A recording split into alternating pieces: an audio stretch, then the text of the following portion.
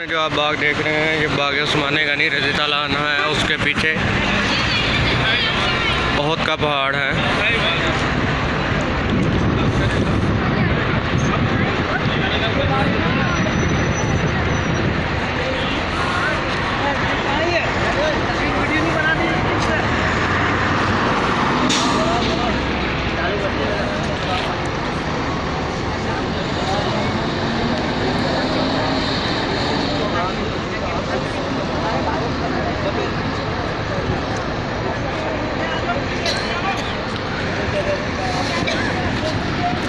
ये जितना भी एरिया आप देख रहे हैं सारा हज़रत उस्माने गनी का बाग था। एक खजूरों वाला बाग है।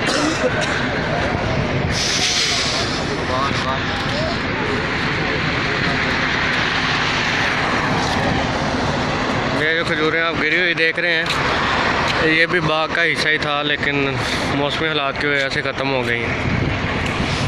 ये पीछे जो आप सारा बाग देख रहे हैं, ये बाग उस्माने गनी है और इसके पीछे ओहद का पहाड़ है।